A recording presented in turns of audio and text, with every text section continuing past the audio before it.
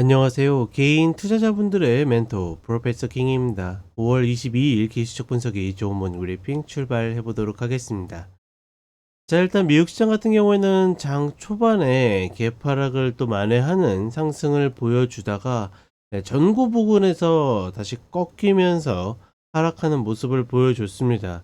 하나 좀 이제 눈에 띄는 거는 지난 월요일 날 이제 주말에 이제 미국 신용 강등에 대한 어떤 뉴스들이 커지면서 우려감이 나왔고, 그래서 이제 장전에 선물이 하락했었는데, 막상 본장에 가가지고는 굉장히 강력한 상승의 힘을 보여주면서 오히려 상승 마감을 했었죠.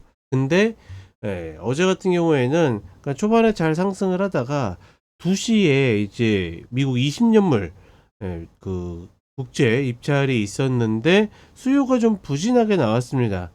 그러니까 수요가 부진하게 나왔었다라는 것은 이제 여러 가지 의미를 두게 되는데, 결국은 이제 미국 자산에 대한 어떤 좀 불확실성, 그리고 특히나 장기물에 대해서 이것들이 나왔다라는 것은 지난 신용강 등에 대한 것들을 어떻게 보면 수급이 애써 덮는, 그러니까 결과론적인 이야기들이잖아요. 결과론적으로 올랐기 때문에 별거 아니야 라고 생각을 했었던 일들이 조금은 흔들리는 그런 모습을 보여줬다. 그러니까 물론 20년물이라는 게 조금 생소하죠. 왜냐면 우리가 보통 미 국채 금리 뭐 이런 거 볼 때 대표적으로는 10년물이고 2년물, 5년물, 그다음에 10년물, 30년물을 주로 보지, 20년물은 이제 아마 제 기억으로는 2020년인가 그때 다시 부활한 걸로 알고 있거든요. 그러니까 흔한 물은 아닌데 어찌 되었거나 중요한 거는 미 국채 금리, 미 국채에 대해서 수요가 좀 부진하게 나와서 금리가 올라갔다라는 것은 전반적으로 어떤 미국 시장에 대한, 또 미국 자산에 대한 평가가 이제 기존보다는 좀 더 약해지고 있다. 이런 것들이 좀 뒤늦게 부담으로 왔다라고 보고 있고, 다만 올라온 폭에 비해서는 사실 밀렸다 하더라도 사실 제가 보는 관점에서는 밀린 축에도 들지 못한다. 그러니까 지금의 자리를 제가 오버슈팅이 아니라 오버슈팅이라고 이야기를 하거든요. 그러니까 그만큼 지금 조정도 없이 위로 훨씬 더 올라왔기 때문에 지금의 어떤 좀 하락이, 그러니까 요즘에 워낙 세게 올라와서 그렇지 아직까지 뭐 하락 조정이다라고 부르기에도 어려운 그런 구간에 있다. 따라서 지금의 흐름을 시장이 과연 어떻게 소화하는지, 아마 다음 이 미국채 입찰이 다음 주 화요일인가 그렇거든요.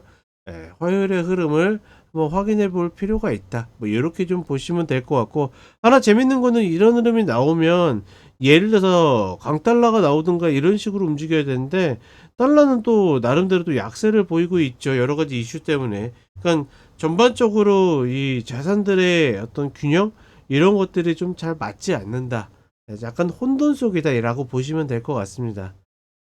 뭐 여기에 이제 일본 국채도 한번 이야기를 해드리고 싶은데 그러면 너무 늘어질 것 같아서 나중에 한번 찾아보시면 좋을 것 같고, 한국 시장 같은 경우에는 뭐 미국 시장이 어떻게 움직이든 기조가 바뀌었다라고 보이진 않습니다. 다만 신규에 있어서는 좀 심사숙고를 해야 되는 그런 구간이다. 특히나 우리나라 이제 기재부에서 발표한 내용 때문에 환율이 다시 급락하는 모습을 보여줬는데 1380원을 깼습니다. 깼기 때문에 여기가 저항으로 바뀌는지를 확인해 볼 필요가 있다 정도만 챙기시면 될 것 같습니다. 자, 그럼 간단하게 차트 보도록 하겠습니다.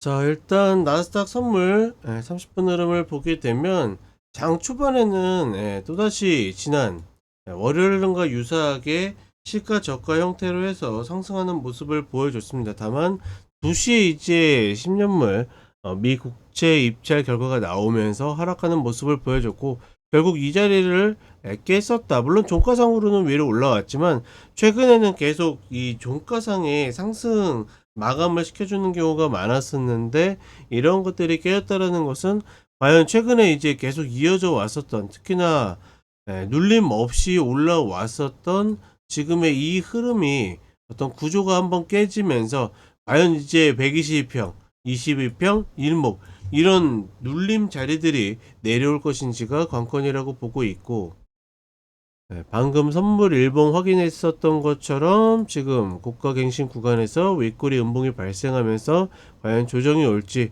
그러니까 이런 갭들이 조금은 한 번 정도는 메워줘야 될 그럴 갭이라고 이야기 드렸죠. 저런 자리들을 내려올지가 관건이다.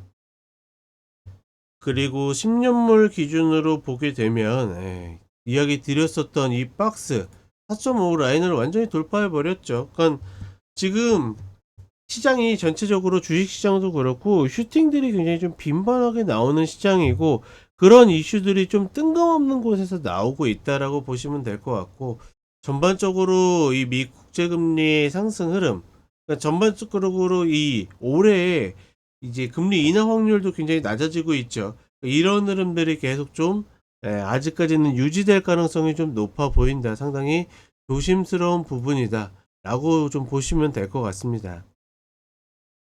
뭐 이에 따른 우리 시장의 영향도 뭐 불가피하겠죠. 다만 우리는 할 거를 했다라는 관점에서는, 그러니까 지수적인 관점에서는 특별하게 고민 없다라고 보고 있고, 역시나 신규는 지금 구간에서는 정말 내가 꼭 해야 될 거 아니라고 그러면 굳이 어렵게 열심히 할 이유는 별로 없어 보인다 이야기를 드리고 싶고, 결국은 시장이 조금 더 좋은 흐름을 보이려면 좀 순환매가 도는 모습을 보여줬는데, 그냥 지수가 오르건 내리건 상관없이 순환매가 좀 나오는 모습을 보여줬으면 좋겠는데, 여전히 그런 모습들은 좀 어려워 보인다.